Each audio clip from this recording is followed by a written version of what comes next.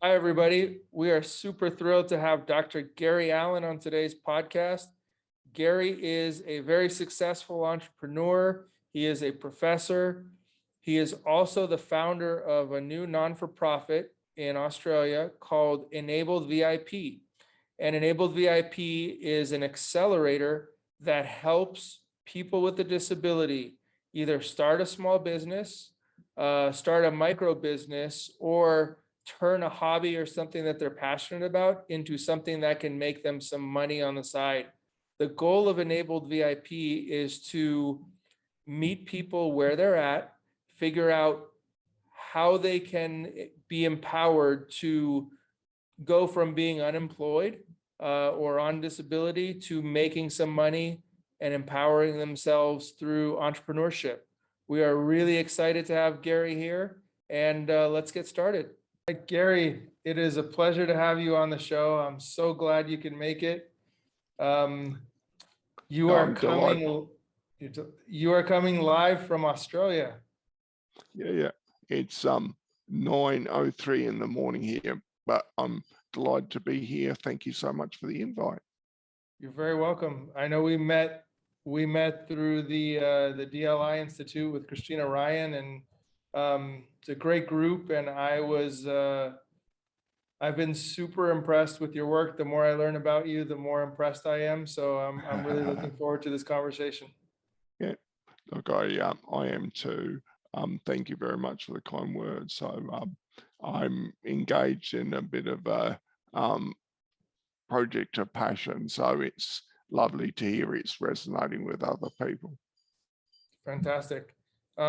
Let's start a little bit with your history in terms of, the work, what you've been drawn into. And I'd love to talk a little bit about your for-profit business and what drew you to that. And then we can definitely spend a lot of time highlighting and digging into Enabled VIP. Does Yeah, that sound sounds good? great. Yeah, Great. sounds good. Um, so since 1997, I've been working in the research ethics and research integrity space, which confirms my status as a horrible ethics bureaucrat. It's okay, I know I'm a horrible ethics bureaucrat. Um, but what started off as a bit of a hobby grew into a side hustle, and we're now sort of one of the lead consultancy firms in this space in Australia, and we've started doing overseas work. So we're doing some stuff in New Zealand, the UK, and just recently in Uzbekistan, which is fantastic. I live with progressive MS, so I get around in a wheelchair. I can only be out of bed for about 5 hours a day. I've got a setup, or good setup actually, so I can work from bed. And reflecting on my experience, I realised I've been doing this with the for-profit company, and there's some experience and insights that usually share. So that was part of the original trigger for Enable VIP. The other was really myself and a colleague went along to a government disability employment event, and they were talking about, look, I know I'm going to sound horribly pompous and arrogant, but it was all very much focused on the sheltered workshop end of the spectrum. And so we said, well, hey, what about disability entrepreneurship? And the bureaucrats looked at us very blankly, and the politicians sort of made a landed fish face. So we went away and said, well, if no one's going to do it, maybe we should. And when I started looking at the numbers, it just reinforced my commitment. So there's 2.1 million Australians of working age who live with a disability. Only about half of those are employed. About 20% experience prejudice and discrimination or some sort of ignorance at work. And also when I looked at the US, Canada, the UK, and Europe compared to us, the level of entrepreneurship there is higher than here. And when you drill down on the reasons, people talk about lack of role models, peer support, and resources.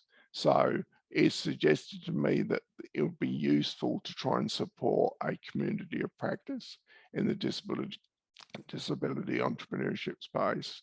So thus the idea for Enabled VIP was born, and we've just been thrilled by the response that we've been receiving. So that's been about 2 years. We hope to be launching as a national service next year. We're currently doing a pilot test with 10 folk. Interesting. So I have a few questions. Sure. First is just what drew you to ethics? Why did you feel like that was an area you wanted to pursue? Was there like a specific problem that you wanted to work on, or was it just an purely intellectual interest? Look, I mean, that's a really good question. I've got a dubious pedigree as somebody working in ethics.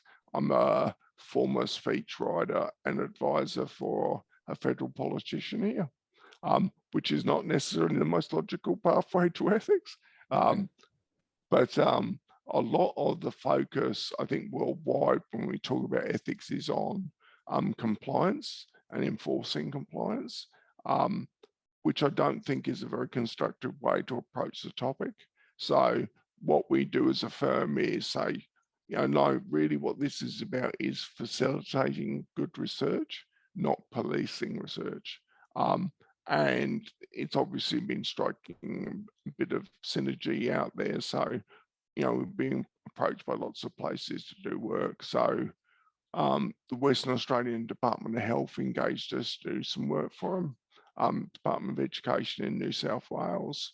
And as I say, we've been doing some stuff overseas now, which is incredibly exciting. So, I mean, I am genuinely fascinated in the area, but I guess it's not now where I'm getting my personal satisfaction from Enabled VIP is. And so in terms of Enabled VIP, I think that's a great answer. I love the reframing and problem solving mentality that you're applying in the ethics space. But with Enabled VIP, do you know, it's something that we're looking into now here, but do you know what the number is in Australia? What percentage of people who identify as having a disability are actually even going to university?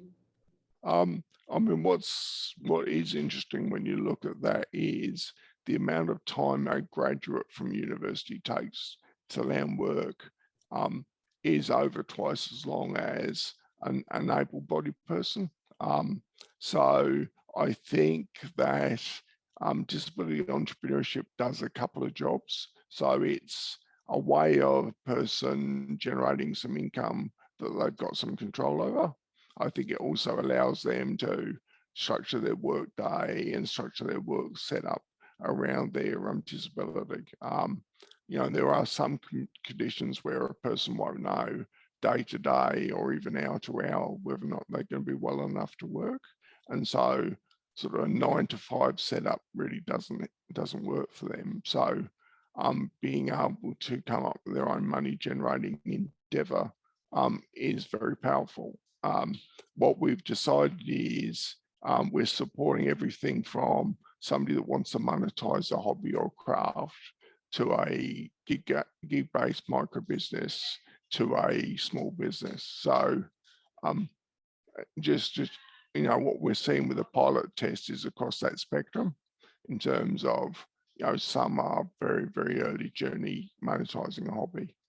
One of the things I think that's different about Australia that offers some potential is, so we've got the National Disability Insurance Scheme here. So people get some money that they can choose to spend in areas that are helpful to them. So, the fees we're thinking about are something they could charge their NDIS plan. So we've got the wheels turning to get registered with the government department. We're talking to some of the plan managers just so folk can put it on their plan. Yeah, I mean, as I say, I think it offers sort of considerable opportunity.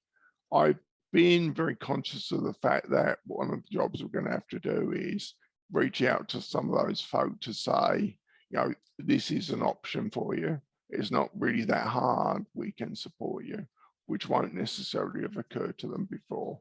I think we've got a self-replicating problem that the absence of role models means that people don't think they can do it, which means they don't try, which means they don't become future role models. So what we're hoping for is graduates, if you use that term from our program, become the mentors for the future, which hopefully incrementally improves the situation. So of that 2.1 million, we set ourselves the goal of saying in 3 years, we'd like to have helped 1,000 people. You know, that's a very small percentage out of the 2.1 million. But, you know, you don't have to help a person to make very much money for it to make a huge difference to their lives. So we're not saying that we're looking for the next Amazon or Apple or whatever. It's, you know, might just be something that's a few $100s a month. Right, but there's some important, so are you saying, I want to make sure I'm understanding this clearly, Yeah, in terms of the entrepreneurship, are you saying this is another path where you don't necessarily need to go into university and you can still empower yourself and have, yeah, you know, meet whatever goal it is that you have, whether it's a micro business, whether it's a small business, and that way you yeah. don't need to spend, because of whatever constraints are going on in university, you can empower yourself faster, learn more in certain ways, and empower yourself earlier rather than going through this other process. Yeah, exactly. One of the things that we've done is we've got a solid connection to Griffith University here in Queensland, Australia. So what they're talking about doing is developing 5 micro business courses around specific topics, things like pitching for a job, um, so that people can do that online. It's done in an accessible way. So having an Auslan translator, having screen reader type text, so that people of different disabilities can participate from home rather than going onto a university campus and do it at their own pace. And so the idea is if they do all 5, that's progress towards a business degree. But alternatively, they can just pick and choose which of the 5 to do, and they're just providing essential business skills. So our expectation is that we're thinking about improvement of confidence in business skills. We're talking about social engagement and quality of life. So we want to embed into the platform, collecting some data about whether or not we're really seeing those improvements. I think that's where we're going to see, but until we don't collect the data, I don't know. And in terms of the role model dilemma, is it something where there must be more people, like I know, you know, people at the DLI, but there must be other people from previous generations who have had some success, either as entrepreneurs or in business or in government or whatever field they chose. Are they Yeah. not are they not stepping forward as role models, or do they not know, you know, what's the I think, issue there, or they haven't been given the opportunity? yeah, I think there's not been a forum for them to stand up in. I think it's not occurred to people that disability entrepreneurship might be an answer. So we've got enabled by VIP, we've got an advisory board. That 6-person advisory board has got 3 business people that live with a disability that are quite successful on the board. So, you know, there are folk out there, and we've been hearing from some of them. So the idea is we're going to be doing monthly webinars for members. We'll get some of those impressive folk along to speak, just to reinforce the fact that there are people out there that are doing it. So there are role models available. They've just not really been accessible. So that's part of the task. One of the things we'll be doing next year is there's an incredibly impressive woman named Janine Shepherd who spends a fair amount of time in the States. So she travels between Australia and the States, and she was training to be an Olympic cross-country skier, riding up the Blue Mountains in New South Wales, and she was hit by a truck. It snapped her back in 2 places and snapped her neck. So she ended up in a spinal ward in Sydney. 18 months later, she had a pilot license, and then a pilot training license, and then a stunt pilot training license. So not remotely impressive at all. She's agreed to speak at an online event for us, which we'll use to hopefully raise the profile of Enabled VIP. We'll do a free event that people can log into. The Deputy Premier of Queensland has agreed to be our VIP, a guest at that event. So hopefully doing things like that will help us get the message out there. That's impressive. Congratulations on that. Yeah. How do you balance, or where is your position? Like, I know it's a little bit different for everybody, and we're not speaking for a group of people here. We're just in your experience, Sure. right? When you look at when you're evaluating somebody with a disability who wants to become an entrepreneur, I see that you're really trying to meet people where they're at. Like you said, some people have they don't know if they can work hour to hour. They have to have a flexible schedule. Where do you balance that with the encouragement that you can still do something, you can still contribute, you can still exceed your expectations, you can still have it, maybe unbreakable spirit is too strong, I don't know, but like clearly some people like Janine have it, right? Where they just adapt and they go and they figure it out. Yeah. So I mean, I think you need to be mindful in terms of resilience. You need to be respecting people's dignity and agency. So what we generally do is buddy somebody up with a mentor, and so the mentor might be, no pressure, how are you doing, where you're up to, just as a coach trying to move them along. But without I mean, one of the comments that one of our pilot testers have made to us is she's gone through a few times of, mainstream sort of coaching and assistance for her efforts. And those Main Street folk were trying to apply a normal expectation in terms of that sort of business development, and she couldn't cope. And so I think having the space of saying, look, we understand disability, we want to support you, we're not expecting that you're going to tick these boxes in this time frame. So we've notionally said that we're hoping that people will have made significant progress towards setting up their enterprise within 6 months. But that's, we're not actually going to say, if you've not done that, you've failed. So I think understanding and empathy with a little bit of encouragement.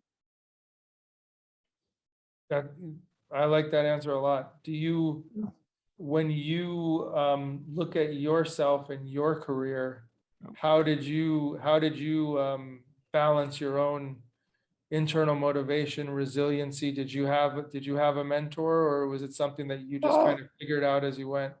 No, I think I figured it out as I went. I haven't mastered work-life balance at all, I should say. It's quite funny. I was just posting stuff to our resource library the last few days, which was about work-life balance. So I'm not doing any of those things it recommends. I am the worst possible person to talk about work-life balance. I mean, I think um, I decided that there was two options, that I could run up the white flag and give in, or I could see what I could do and just keep pushing, which is, I guess, where I am on that continuum. So I understand that there are people that can feel overwhelmed. I think with some support, it's possible to help people find that road towards sort of acceptance and pursuing their potential. Excellent. And enable, I think you said it before, but I just want to make it clear for everybody who's listening. So enabled VIP is a non-for-profit. Exactly, yeah. Right. What were the reasons for setting it up that way? Look, the ethics consultancy is a for-profit business, which is completely valid for that type of work. I decided that I wanted to set something up which was not about generating a profit, but maybe generating stuff so it's covering its own costs. So I thought that actually was a more compelling story. So we've had two philanthropic funds that have invited us to submit sort of a detailed proposal. So there are obviously doors open for not-for-profits. It means that we can't go after much in the way of angel investors or traditional investment routes, but I think not-for-profit actually fits nicely with the vision. So I'm an NDIS client. I like the elegance of an NDIS client setting up an NDIS service. So I mean, I think doing something that's relatively low cost just is more realistic for this group. And whether or not that even changes if we generate enough philanthropic, whether we maybe don't charge people anything. There are folk here with a disability that don't have an NDIS plan. So I think having a route where you're not actually expecting money might be something that we look at seriously. So currently we've got what we call bronze members who can access a lot of the resources. They can't access mentoring, but they can access the discussion board and webinars, and that doesn't cost them any money as long as they live with a disability or identify as living with a disability. They're a carer or somebody with an established connection to disability, they can join the platform as a bronze member. And how much does it cost for the paid membership? So what we're thinking is $450 to join, and then $90 a month to stay a member. And there are a number of things that members can access if they continue their membership. So we're hoping that we will keep most of those members as continuing monthly members. So we've done a guesstimate in terms of doing our profit assessment or turnover assessment to be more accurate. And I guess until we're running, we're not sure, we won't know if our assumptions are going to prove to be right. How do you foresee, I guess this is an issue of, how you're going to grow and how you're going to evolve, but do you see any type of disability or condition where you may have to bring in some outside advisors or some different mentors because you just don't have experience? Or do you feel as though, your lived experience and the lived experiences of the mentors gives enough of a framework to help most people? Look, I mean, I've been very conscious of, this isn't so much about conditions, but conscious of sort of compounding barriers or compounding issues to tackle. So for instance, a woman who is living in rural Australia who is Indigenous or from a culturally or linguistically diverse background are going to have their own sets of challenges. So we've certainly got a list to say, look, maybe we need to have specialist sections of the website and specialist mentors for that group. That's something I'd like to do. I've just decided, look, walk before you run. So it's something that we'll do later, but not try to do it straight out of the box. So yeah, that's what we're shooting for. So, and I think that's true for some disabilities as well. So having looked in Australia, only about 4% of folk with a disability actually get around in a wheelchair. And I've realised that mentally I've been thinking in terms of wheelchair first, whereas it probably we need to make sure that we're speaking more clearly to things like folk with visual impairment or hearing impairment or Down syndrome or some sort of mental health issue. So it's something that I've been very conscious of. And if you go to things like a royalty-free image library and do a search for disability, most of the images that you see are going to be folk in a wheelchair. So having to sort of moderate that to say, we need to make sure it's a diverse and inclusive set of images and content. That was a very long answer to your question, sorry. That's a good answer though. It's the impression I get every time I talk to you is that you've really taken the time and the effort to think it through and you have a very thoughtful, systematic approach, and you're still flexible enough to know kind of where a lot of the holes are that you're when you can fill it, you will, which is Yeah. really great to see. Yeah. No, thank you. So I mean, I think what the advisory group's been really good for is it's a great way to hear some of those other perspectives. So one of the advisory board members lives with profound hearing impairment, and it's just sort of forced me sometimes to, from outside looking, to say, okay, no, maybe we do need to actually nail our approach a bit more to talk to that audience. So I mean, I think talking to people and genuinely listening, it makes a difference. It does, and you are clearly good at that, and I think Christina says it pretty often, but we do have, as a general rule, I'm going to generalize here, I'm going to take the risk, we do generally have more empathy, more like an interesting set of life skills and problem solving skills that most people don't seem to have, which is great that you're utilizing that and bringing it forward and essentially teaching it to others. Yeah. So the guy who's our patron, Dinesh, he's Queenslander of the Year for this year. He's a paraplegic doctor. And basically, it's a point he makes very well that folk with a disability already know how to plan for everything they do. They look through the details, come up with a solution. They've already got some of those insights and skills, and it's something that's marketable that could be used to generate some sort of income. So I think there are plenty of folk there that have got the capacity. They're just being sold short by not actually giving them the support they need. And hopefully that's what Enable VIP is going to address.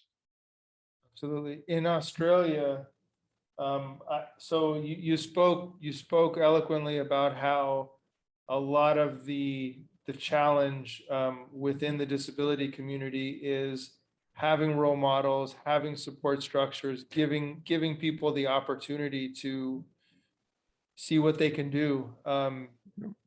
Where do you think the constraints still are and the pushback from the non-disabled community? What do you think they're missing that if you were to speak to one today, that you'd really like to tell them, like, what is it that you're missing, that you're not seeing, that they're because there is clearly, it's clearly not there. You know, what are you missing? Yeah, yeah. I mean, one of the things we've decided about those populations I mentioned is not trying to do the job that those groups are already doing, just basically partnering with them. So if you got, let's use Indigenous Australians for the time being. You know, they're already very powerful and effective groups in that space. So rather than trying to recreate that, to say, no, can we partner with you so that maybe you're putting some of this message out to your group? But I think part of that is to say, look, disability doesn't have to determine what your potential is, doesn't have to determine what contribution you make. Ignorance and isolation can determine that. So if we can move the dial to say, look, let's change the conversation. So these are folk that have got a potential, help them to reach there, you're going to make a huge difference. Certainly the chat I've had with a couple of the politicians here is to say, there are 2.1 million people that could be making a contribution to society that's not happening with what you're doing. So rather than replicating the same thing and getting the same outcome, let's just change the conversation a bit to say, these are people you can actually help to be making a contribution. You know, there's the much used expression about can keep doing the same thing and expecting a different outcome is one of the indicators of insanity. And I I think was just that's the thinking, problem we have. I was just Yeah, thinking that, yeah. yeah. So I mean, I think that's really been the issue here. Keep doing the same thing, you're going to keep getting the same outcome. So maybe we just need to change our approach a little. What is the what's the receptivity level been with those politicians? Do they? Because I know a couple of them personally. I mean, I'm not sure if they're being polite with me. The truth will be in the pudding. You know, we haven't had a great deal of success with government grants. We've been seeing a lot more enthusiasm from the philanthropic group. So, I mean, you could make a comment about, do people really genuinely get business? So in terms of politicians, I think they're saying the right things. We just have to see if they walk the walk, right, as well as talk the talk. So I guess you ask me again in 6 months and I might have a better answer. But Stephen Miles, who's the Deputy Premier here in Queensland, who's a very old friend, who's been around for my disability journey along the way, has been really supportive. So he said yes about attending that event I mentioned before within a couple of seconds. So, I mean, hopefully I'm going to be seeing some good support. I hope so too. Where do you think what's been the approach with the foundations that you have found most effective so far? And I know it's still early stages, but where do you think what's piquing their interest? What's getting them engaged?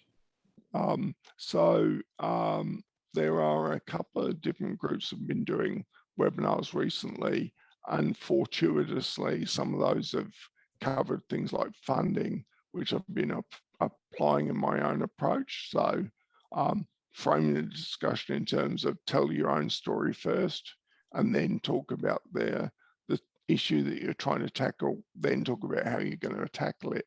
I think that is actually finding some resonance when I'm talking to the philanthropic foundations. I think also that you're talking about people that are wanting to make a difference and get business and get the power of business. So I think what we're talking about actually resonates in their own heads. So I think that's why we're seeing the philanthropic response. I think with typical sort of government and developmental funding schemes, what we're talking about is very disruptive. It's very different from the current approach. So it's probably not a surprise that they're looking at it to say, can this thing succeed? Is it going to be sustainable? I think hopefully as we start running it, when we start showing the results, maybe we'll loop back to some of those government programs. But I've basically decided that not to keep pursuing those schemes because the process is fairly labor intensive and time consuming. So we're pushing very hard for the sort of philanthropic support. I think the philanthropic support is really interesting. I attended an event a couple of weeks ago that was basically it was partially philanthropic, but it was an event for family offices. So very wealthy, successful families that are starting an office here for investments, for philanthropic causes. And what was clear to me is that they are teaching, they're very engaged in teaching their children and their children's children about entrepreneurship. So they value that very highly. And I'm suspecting that your message of empowering people through entrepreneurship is going to resonate significantly. Yeah, I think you're right. So, I mean, I think that those are folk that want to have a social impact, want to make a social difference, also actually understand the value and importance of entrepreneurship. So I think it's actually fits very well with how they tick. So that's why I think we're getting some strong support out of those types of groups. So, yeah, I mean, I think it's just approaching the issue from a different mindset is probably what's making a difference. How do you see, like you talked a little bit about it, but how do you see enabled VIP once you launch and you get out of this pilot phase? How do you see the continued success and sustainability and support of these entrepreneurs moving forward? Is it something where once they hit some certain markers, you may say, look, we may or may not be valuable to you anymore? Or is it something where you'd like to keep them there to help them continue to evolve and go in whatever path is best for them? Yeah, great question and great thought. So our hope is that most people will hang around after they set things up. So we'll be having webinars and sharing some material that's about conducting their endeavor rather than just starting up an endeavor. I mean, the couple of things that we will do is, some of the events will be for continuing members. Also, we're going to set up a marketplace that's going to link to Fiverr.com, where it will be something where if an Australian consumer or business to business type situation wants to find, I don't know, an artist that lives with a disability, where they know this person's definitely going to be based in Australia, definitely going to be have a disability, they can come to the search engine to find folk that fit that criteria. So what we'll say to folk is, if you maintain your membership, you'll be listed in that directory. So hopefully that's a way in which we keep people hanging around after they've set up their own endeavor. So I might be naive, but I believe that if the option was available, consumers and businesses will want to find folk that meet those criteria, will want to engage somebody that lives with a disability. But, that's my guess. So until we actually are running it, we'll see if that proves to be the case. I think it's a smart guess. I think you're right. Or I hope you're right. In terms of talk like a big kind of a part of all of this, right, is community. And I know that we talk probably too much about community, but Yeah. how do you see your community at Enabled VIP maintaining that sense of connection, interaction, engagement as it grows? Like, what are some of the key values, and how are you building that sense where you belong here, you're accepted, and this Yeah. is going to be something that we're going to maintain even if, Yeah. let's say, you have 10,000 or 20,000 people down the road? Yeah. I mean, we talk fairly often about community of practice. So the idea of, sharing insights and experience, sharing questions and encouragement, being part of the value of the platform. I think the idea of we all succeed together and we all lift each other up together, I think is a really important point. So it's something that hopefully people can be hearing and will make sense to them from the beginning of their engagement with the platform.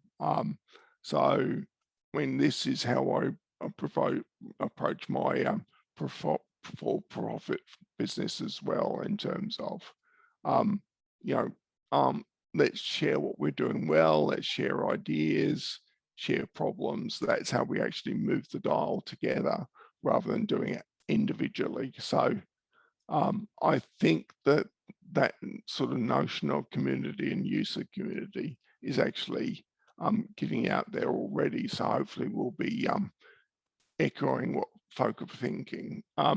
The irony, and you don't hear this very often, but COVID has actually probably been helpful.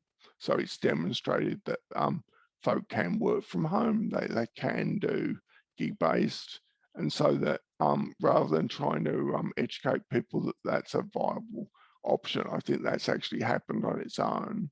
So to a certain extent, I think it makes it easier to say something like Enabled by VIP will work because, hey, we've all been doing it for the last 12 months or so.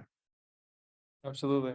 It is, and it is ironic that it took something like COVID to get people to actually realize that.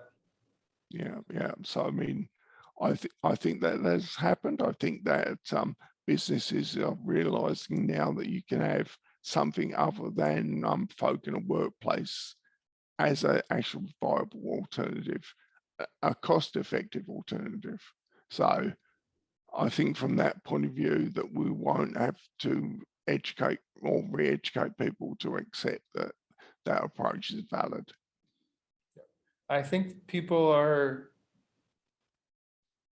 again, maybe I'm wrong here, but this is my impression, is that when you are trying to empower and uplift a community, there's probably, I think people are underestimating how motivated and hungry. And again, that doesn't mean I'm going to work 80 hours a week. That just means I really want to contribute. I really want to Yeah, do something, and I'm going to apply myself and be supported by this community to do it. I think people are underestimating just how good it's going to feel for those yeah. people, right? And just how much more they're gonna give of themselves because they're exceeding their expectations. Yeah. So I'm an ambassador for the Hopkins Centre here in Brisbane, and they've got a sort of area of focus around the idea of dignity, and so they're very excited and supportive of Enable VIP because it ties into the idea of, folk want to make a contribution. They want to feel as if they're connected to society. If we're helping them do that, that's a demonstrable good.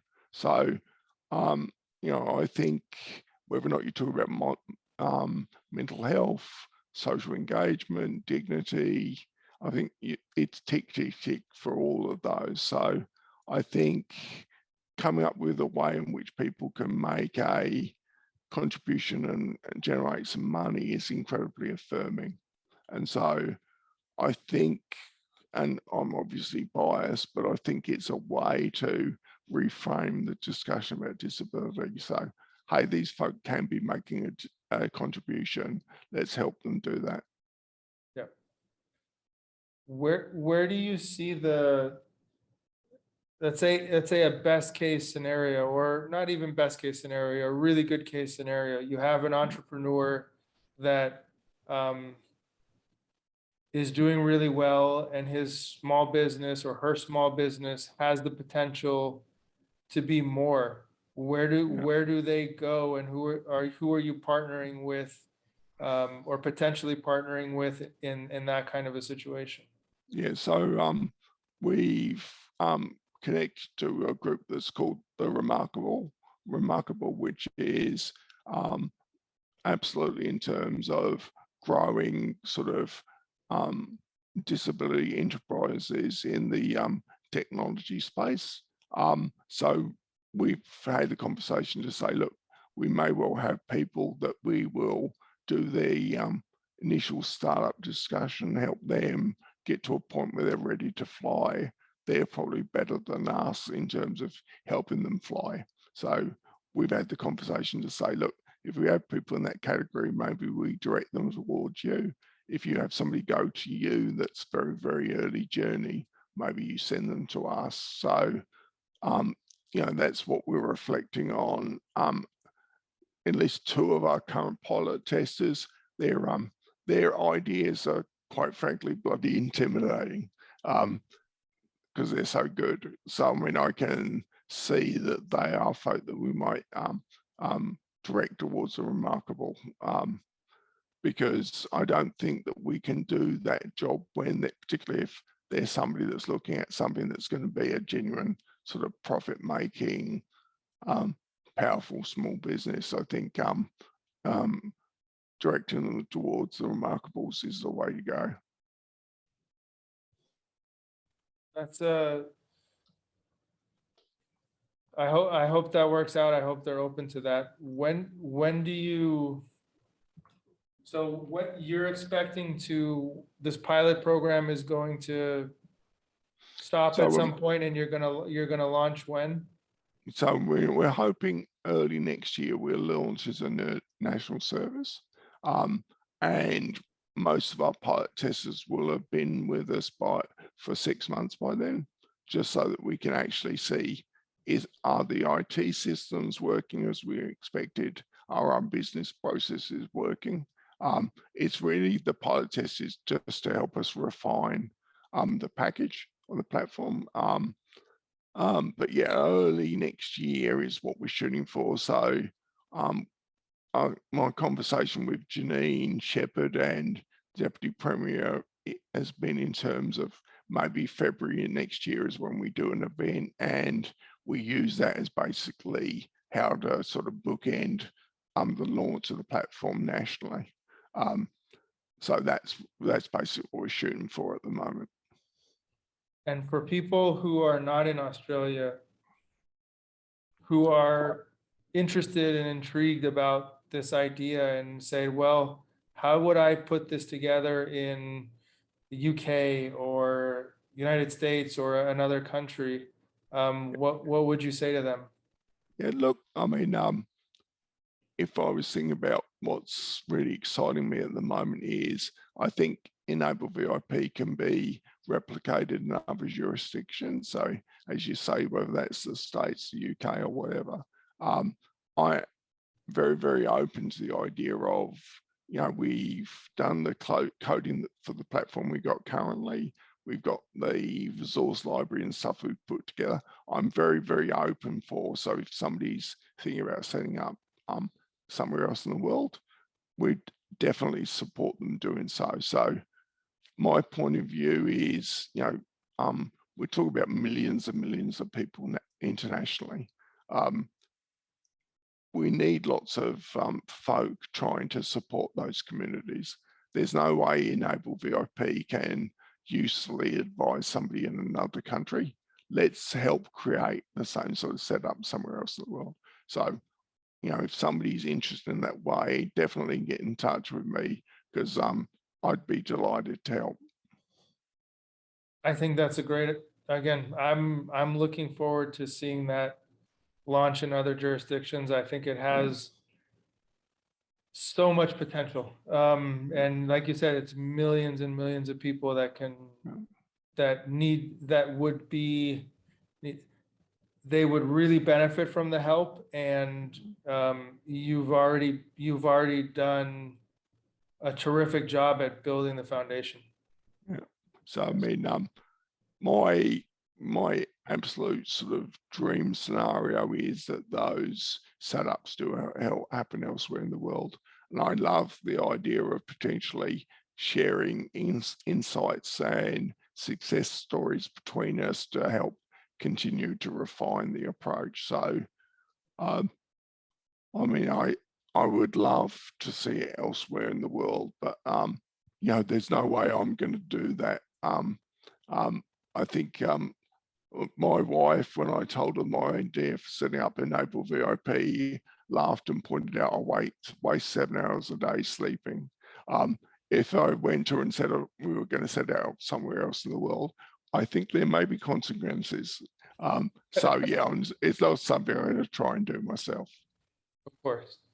And we're more powerful together, like you said, lifting each other up and supporting each other. And whether it's through, I know you haven't quite figured it out yet, but whether it's through a licensing agreement, whether it's some kind Yeah. of it's highly doable. Yeah. I mean, I'm would be very open and be thrilled to have that conversation. Outstanding. What do you think we've missed, Gary, in the conversation that you'd like to talk about regarding enabled VIP or anything else? Um, so no, I think we've nailed the issues that I hope we talk about. So I think there's potentially a follow-up conversation after a year or something of us doing this, just to reflect on, has it worked? What have we learned? I think because I've been working in the university sector for so long, I've got in my DNA the value of data collection and analysis. So I think one of the things we've been very firm about is the idea of saying, look, let's embed the data collection into the operation of the platform. So, and I think then it makes it much more powerful to talk about success stories if you're actually able to point to some data.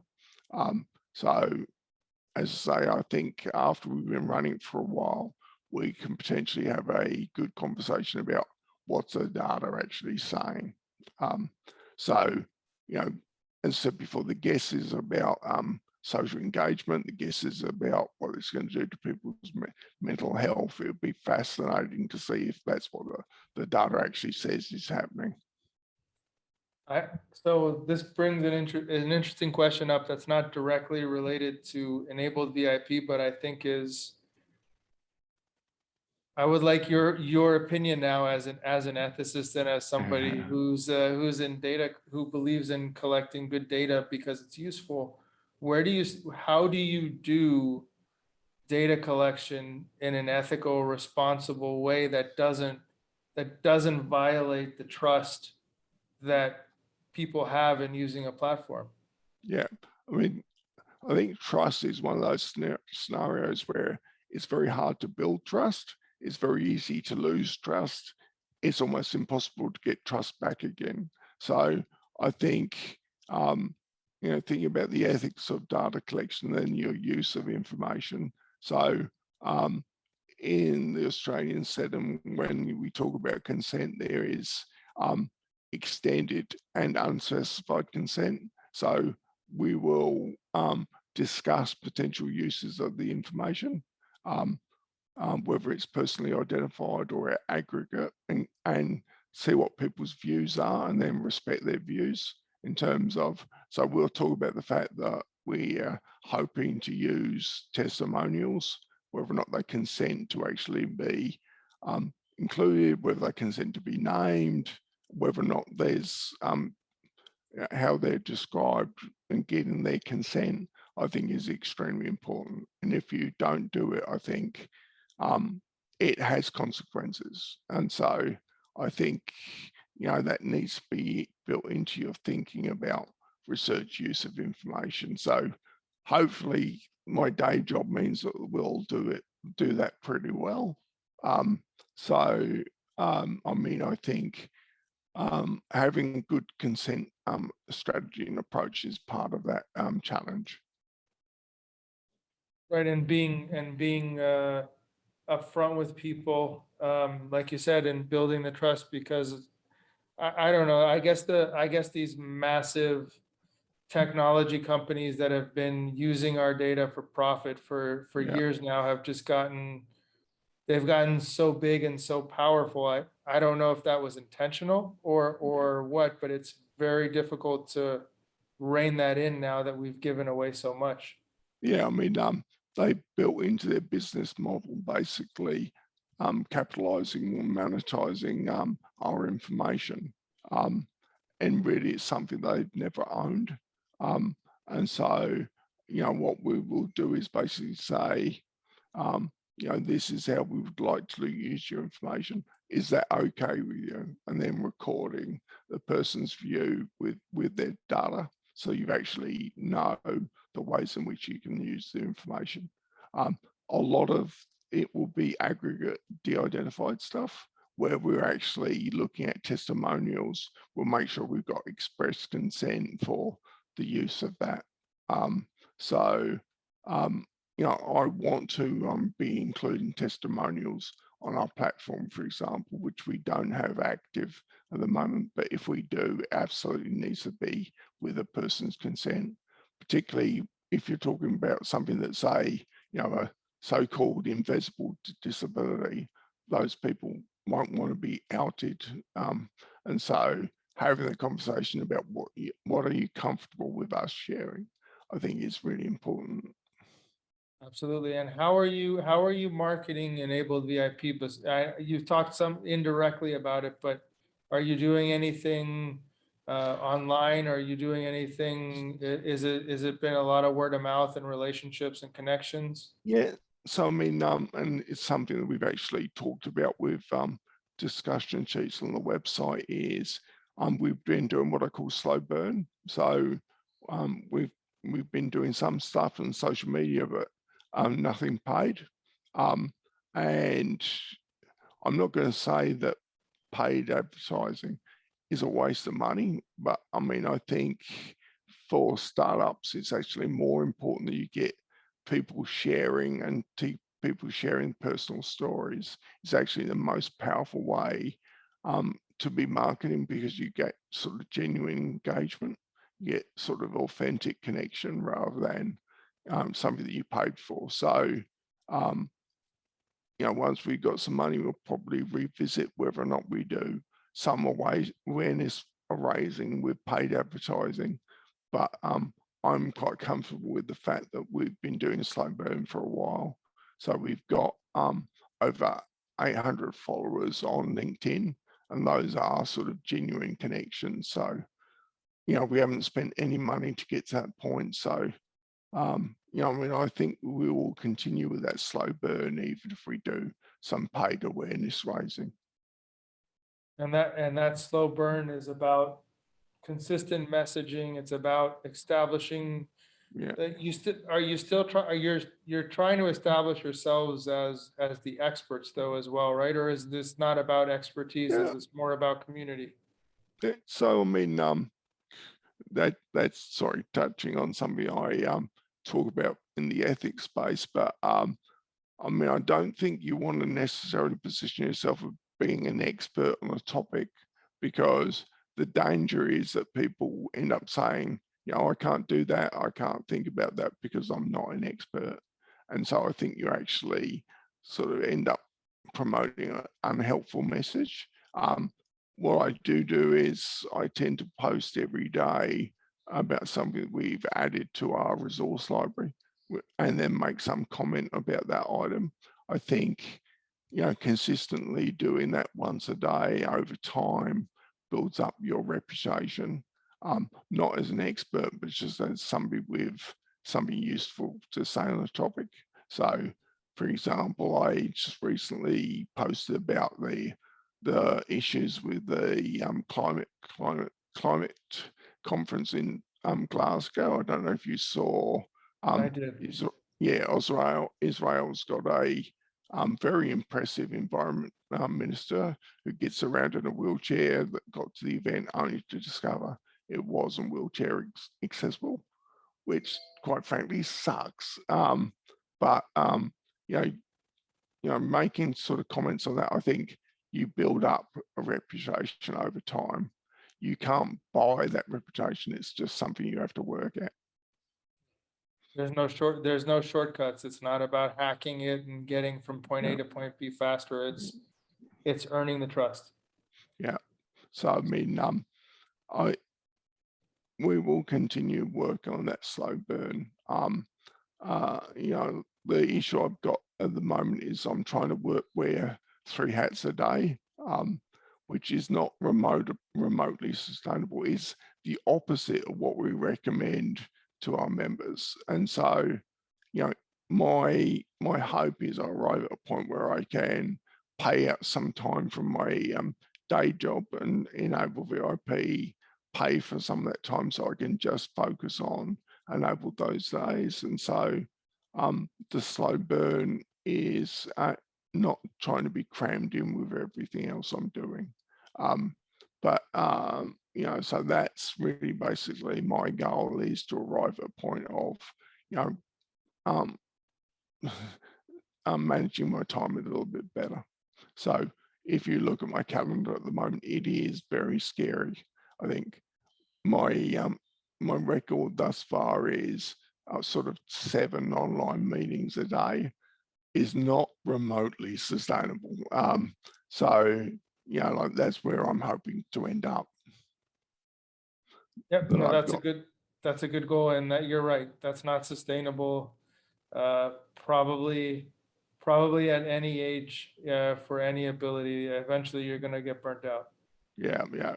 So I mean, I we've got what we call a living well section of our resource library, where we've got things about work-life balance, mindfulness, meditation, and other things to actually look after your health, as well as setting up an enterprise. An item we're going to be posting tomorrow is actually, no, this afternoon, is a TED talk about managing in terms of burnout. And so, you know, sort of look for that material and say, I'm not doing it. I think it's important, but I'm not doing it. So yeah, I'm trying to shoot to a place where I can take better care of my own health. Fatigue is and potentially an issue for MS. And so I'm probably not looking after my health at the moment in terms of how I'm trying to do things. And so through the Disability Leadership Institute, as you say, that's where the two of us first met. You know, whenever I'm in the experienced leaders group meetings, I'm talking about what I'm doing. There's lots of sort of tut-tuts, and you'll learn to get over it, Gary. So yeah, I mean, it's a work in progress. Yep, it is. I'm cut from the same cloth, and that's fine, and we have to learn our own ways and our own adaptations, and I'm sure you'll figure it out, Gary, but it's hard when it's a labor, like you said, enabled VIP is a labor of love. It's a hopefully moving forward, you know, a legacy that can sustain itself for generations in Yeah. not just Australia, but hopefully in other parts of the world. So when you're working on something and trying to be a part of such an important problem, of solving such an important problem, it's hard to not keep doing it, right? It's difficult Yeah. to stop yourself. Yeah, exactly. You know, what we're doing is fairly disruptive of the status quo. And so it's not like at the moment you feel it as if you can say, if I'm not doing it, is somebody else going to do it? Probably not at the moment. So it becomes an impetus to push it a little bit harder and work a little bit longer. But you know, I need to eventually take a little bit better care of myself. So hopefully arrive at a point where it's not, you know, it's not surviving and thriving just on the basis of the amount of time and energy I put in. Yep. Which is perhaps a bit of hubris and arrogance. I don't know, but it's definitely the goal to be at a point where it's not relying on one person or a few people to move. Yep. I don't think that's hubris. I think that's a good. I mean, that's the point. Is you're trying to build something that's bigger than yourself. That's going to be sustainable. That's Yeah, exactly. Yeah. And so how can people connect with you? How can people find you, learn more about you? Okay, so I'm on LinkedIn. I've got a personal profile as well as Enable VIP, having a process on LinkedIn. I mean, we're also on Facebook, Twitter, and YouTube as well. So connecting to me through one of those platforms is a great way to get in touch. I'll be delighted to hear from people. Delighted to provide any further information or answer any questions. But so that's probably the way to reach me. Obviously, if you're an Australian and you live with a disability or you're a carer, definitely get in touch because you're eligible to become a bronze member right now. So be delighted to hear from you. And we've already had our first 2 people basically expressing interest in becoming a paid member next year. So it's fun that sort of stuff is starting to happen. Yep. And I'm excited. I'm excited to see what happened. I'm really looking forward to having you back on the show, whether that's in 6 months because you're exceeding expectations, or whether that's in a year. It's going to be fun, and we are going to do everything we can here to amplify your work and make sure that people understand what you're doing, the importance of it, and help in any way we can. Yeah, look, that's very exciting. So thank you so much. Absolutely. Well, thank you, Gary, for the time. It's been a great conversation, and I'm looking forward to the next one. Maybe by the next one, you will have learned enough Welsh where we can have you can share some of that. So the Welsh word for the day is lucky da, which is hello. Perfect. Thank you so much, Gary. See ya.